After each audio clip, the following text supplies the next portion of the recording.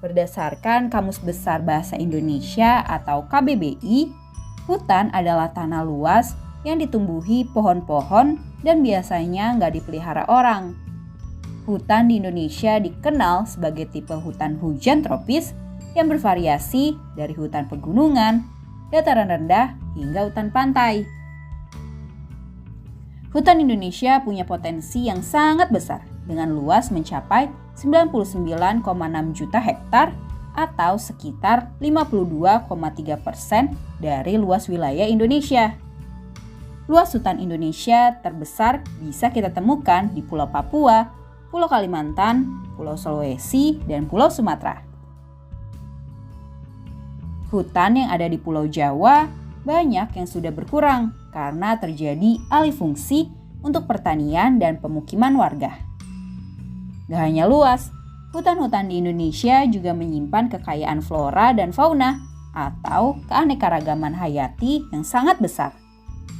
Hutan-hutan Indonesia juga memiliki spesies endemik yang hanya ditemukan di Indonesia, seperti komodo, anoa, burung maleo, dan sebagainya.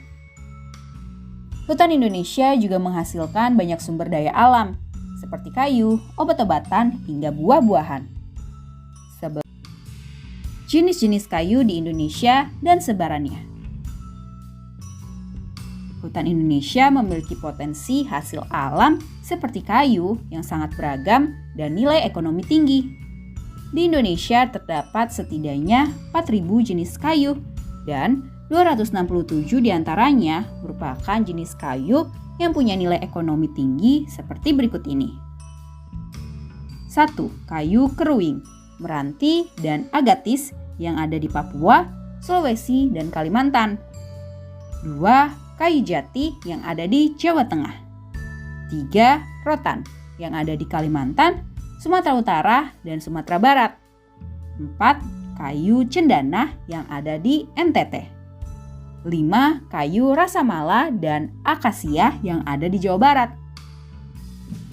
Hutan adalah salah satu sumber potensi sumber daya alam yang memiliki potensi melimpah dan harus dijaga kelestariannya. Namun, saat ini hutan Indonesia semakin terancam karena jumlah kerusakannya meningkat dari tahun ke tahun. Hal ini berdampak pada kelangsungan dan kelestarian spesies dan tumbuhan yang memiliki habitat di dalamnya.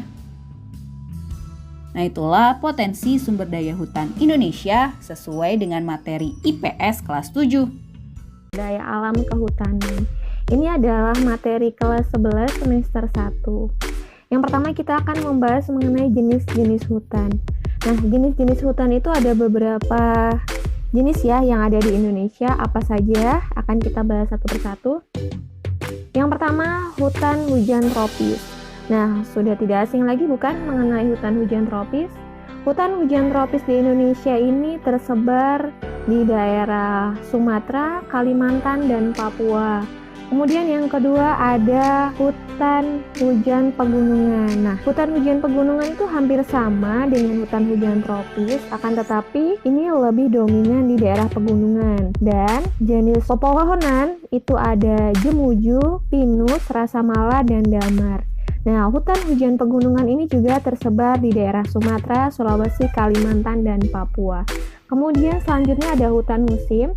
Hutan musim itu adalah hutan yang banyak sedikit daunnya sangat bergantung dengan musim ya. Nah, contohnya seperti hutan jati, ilang, bungur, dan kesambi. Nah, persebaran untuk hutan musim itu terdapat di Jawa Tengah, Jawa Timur, dan Nusa Tenggara. Kemudian selanjutnya ada hutan sabana. Nah, hutan sabana itu tersebar di daerah Flores, Sumba, dan Timur. Kemudian di sini ada hutan bakau. Nah, hutan bakau dan hutan mangrove hampir sama vegetasinya dan itu tersebar di daerah Kalimantan, terus di daerah pantai rendah Sumatera, Maluku, Jawa, Bali, dan Papua.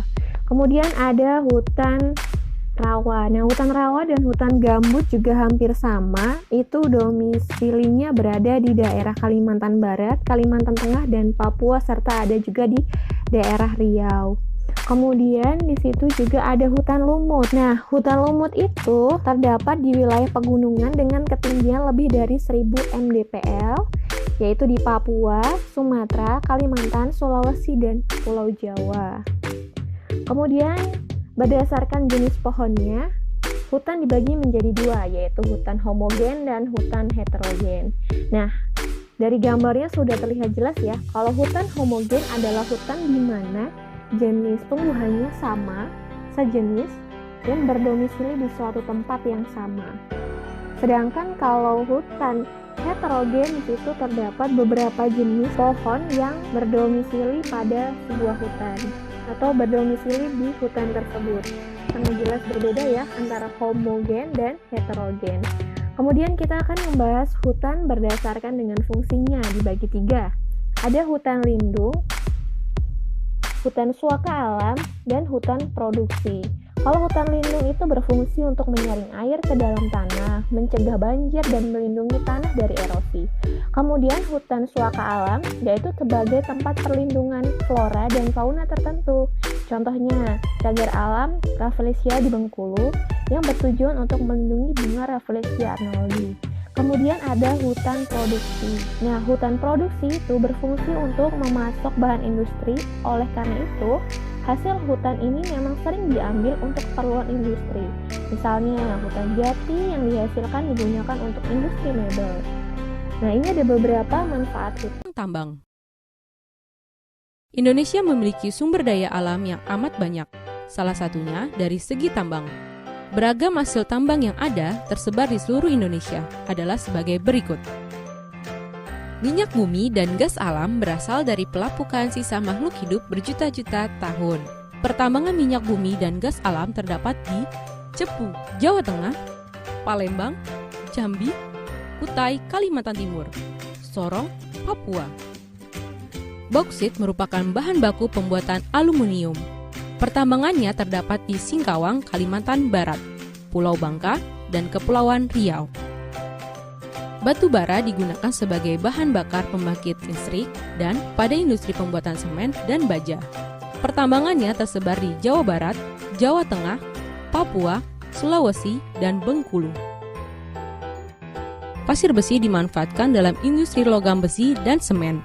Wilayah pertambangannya tersebar di Cilacap, Jawa Tengah, Lombok, Sumbawa, Nusa Tenggara Barat, Sumba, Flores, dan Timor, Nusa Tenggara Timur. Belerang digunakan dalam industri pupuk, kertas, cat, industri gula pasir, aki, bahan peledak, film, dan fotografi. Pertambangan belerang ada di Gunung Patuha, Jawa Barat, Gunung Welirang, Jawa Timur, dan Dieng, Jawa Tengah. Timah adalah logam berwarna putih keperakan yang banyak digunakan sebagai bahan cenderamata. Indonesia terkenal dengan timah putihnya. Pertambangan timah berada di Sungai Liat, Pulau Bangka, Manggarai, Pulau Belitung, dan Dabo, Pulau Singkep, Kepulauan Riau. Mangan digunakan dalam proses pembuatan besi baja. Pertambangannya tersebar di Klipiran, Yogyakarta, Tasikmalaya, Jawa Barat, dan Martapura, Kalimantan Selatan. Aspal merupakan bahan baku pembuatan jalan. Pertambangannya terdapat di Pulau Buton, Sulawesi Tenggara. Tembaga digunakan secara luas dalam industri peralatan listrik dan onderdil kendaraan bermotor. Pertambangannya terdapat di Sulawesi Utara, Sulawesi Selatan, dan Tembagapura, Papua. Nikel digunakan sebagai bahan baku dalam pembuatan logam. Pertambangannya banyak tersebar di Sorowako, Sulawesi Tenggara. Yodium digunakan sebagai bahan baku utama larutan obat dalam alkohol, disinfektan, herbisida, dan garam. Pertambangan yodium terdapat di Semarang, Jawa Tengah, dan Mojokerto, Jawa Timur. Emas merupakan logam yang bersifat lunak dan mudah ditempa. Emas banyak digunakan sebagai bahan baku perhiasan dan alat tukar. Pertambangannya terdapat di Melabo Aceh, Logos Riau, Rejang Lebong Bengkulu, Minahasa Sulawesi Utara, Sambas Kalimantan Barat, dan Timika Papua. Barang tambang adalah sumber daya alam yang tidak dapat diperbaharui. Untuk itu, kita perlu melakukan inovasi dan mencari barang substansi demi keberlangsungan hidup seluruh makhluk hidup. Demikianlah pembelajaran bersama-sama ya dalam materi Potensi Kemaritiman Indonesia. Teman-teman, seperti yang kita ketahui diketahui, luas laut Indonesia mencakup 2/3 dari seluruh luas wilayah Indonesia, yaitu 5,8 juta kilometer persegi. Potensi kemaritiman Indonesia, atau yang biasa kita sebut dengan potensi sumber daya laut, tidak hanya berupa ikan, tapi juga bahan tambang, hutan mangrove, terumbu karang, dan lain-lain. Mari teman-teman kita bahas potensi sumber daya laut apa saja yang ada di Indonesia ya. Yang pertama, perikanan. Sumber daya perikanan laut merupakan salah satu potensi sumber daya laut di Indonesia yang sejak dulu telah dimanfaatkan penduduk. Laut Indonesia memiliki angka potensi lestari yang besar, yaitu 6,4 juta ton per tahun. Apa yang dimaksud dengan potensi lestari itu ya? Potensi lestari adalah potensi penangkapan ikan yang masih memungkinkan bagi ikan untuk melakukan regenerasi hingga jumlah ikan yang ditangkap tidak mengurangi populasi ikan. Berdasarkan aturan internasional, jumlah tangkapan yang diperbolehkan adalah 80% dari potensi lestari tersebut, atau sekitar 5,12 juta ton per tahun. Jumlah hasil tangkapan ikan di Indonesia belum mencapai angka tersebut, berarti masih ada peluang untuk meningkatkan jumlah tangkapan yang diperbolehkan. Teman-teman, tahukah potensi ikan apa saja yang ada di Indonesia? Di Indonesia banyak ditemukan ikan pelagis. Ada yang tahu apa itu ikan pelagis? Ikan pelagis yaitu ikan yang hidup di permukaan air. Ciri utamanya yaitu beraktivitas secara bergerombol dan melakukan migrasi. Di Indonesia bagian barat, dengan rata-rata kedalaman laut 75 meter, jenis ikan yang banyak ditemukan adalah ikan pelagis kecil. Contohnya, ikan layang, teri, kembung, dan lain-lain. Sementara, di kawasan Indonesia Timur, dengan rata-rata kedalaman laut mencapai 4.000 meter, banyak ditemukan ikan pelagis besar, seperti cakalang dan tuna. Ikan pelagis besar banyak diekspor ke luar negeri. Contohnya, ikan tuna yang diekspor ke negara Jepang setiap tahunnya. Selain menangkap ikan di laut, penduduk Indonesia, terutama yang tinggal di daerah pesisir pantai utara Pulau Jawa, banyak yang melakukan budidaya ikan dengan menggunakan tambak. Jenis ikan yang dikembangbiakan di sana adalah ikan bandeng dan udang. Banyak juga potensi perikanan yang dihasilkan oleh negara kita ya teman-teman. Selain ikan, kekayaan laut Indonesia yang lain yaitu hutan mangrove. Hutan mangrove atau hutan bakau adalah tipe hutan yang berada di daerah pasang surut air laut. Sebagai potensi sumber daya laut di Indonesia, hutan mangrove memiliki dua fungsi, yaitu fungsi ekologis dan fungsi ekonomis. Apa bedanya ya? Fungsi ekologis hutan mangrove. Pertama, sebagai habitat atau tempat hidup binatang laut untuk berlindung, mencari makan, dan berkembang biak. Yang kedua adalah untuk melindungi pantai dari abrasi air laut. Sementara, fungsi ekonomis hutan mangrove berupa nilai ekonomis dari kayu pepohonan dan makhluk hidup yang ada di dalamnya. Teman-teman, tahukah kalian kayu bakau dapat dimanfaatkan sebagai apa saja ya? Manfaat kayu bakau, pertama, dijadikan sebagai bahan kayu bakar atau bahan pembuat arang, dan yang kedua, dijadikan bahan pembuat kertas. Di mana sajakah sebaran hutan mangrove di Indonesia? Hutan mangrove tersebar di pesisir sebelah barat Pulau Sumatera, beberapa bagian ada di pantai utara Pulau Jawa, sepanjang pesisir Pulau Kalimantan, pesisir Pulau Sulawesi, pesisir sebelah selatan Papua, dan beberapa pulau kecil lainnya. Luas hutan mangrove di Indonesia mencapai sekitar 3 juta hektar yang tersebar di sepanjang 95.000 km pesisir Indonesia. Wah, luas sekali ya! Selain hutan bakau dan perikanan, potensi kelautan Indonesia yang lain yaitu terumbu karang. Teman-teman tahu kan apa itu terumbu karang? Terumbu karang adalah batuan sedimen di laut yang terbentuk dari kapur yang sebagian besar dihasilkan dari koral. Jika ribuan koral membentuk koloni, koral-koral tersebut akan membentuk karang. Indonesia merupakan negara yang memiliki terumbu karang terluas di dunia. Luas terumbu karang Indonesia mencapai 284,3 ribu kilometer persegi atau setara dengan 18% dari terumbu karang yang ada di seluruh dunia. Cukup luas juga ya. Mengapa terumbu karang banyak ditemukan di wilayah Indonesia? Terumbu karang akan dapat tumbuh dengan baik pada suhu perairan laut antara 21 sampai 29 derajat Celcius.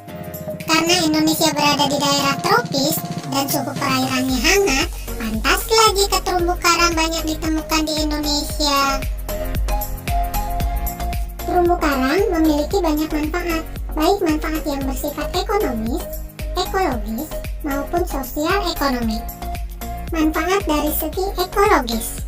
Pertama, terumbu karang bermanfaat sebagai habitat dan sumber makanan bagi berbagai jenis makhluk hidup di laut.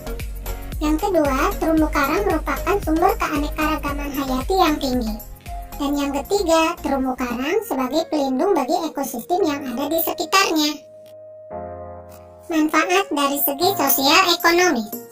Yang pertama, terumbu karang dimanfaatkan sebagai penunjang kegiatan pendidikan dan penelitian. Yang kedua, wilayah terumbu karang dimanfaatkan sebagai sarana rekreasi masyarakat. Sementara manfaat dari segi ekonomis, pertama, terumbu karang merupakan sumber perikanan yang tinggi. Dan yang kedua, terumbu karang merupakan sumber obat-obatan. Wah, banyak sekali manfaat dari terumbu karang ini ya teman-teman. Karena terumbu karang memiliki banyak manfaat, maka kita wajib melindungi dari kerusakan. Aktivitas manusia yang berlebihan, seperti menggunakan bom untuk merupakan ancaman bagi kelestarian terumbu karang. Nah teman-teman, itulah diantaranya potensi sumber daya laut Indonesia. Kita wajib menjaga kelestarian dari potensi sumber daya alam tersebut. Sampai di sini dulu pembahasan materi kita hari ini.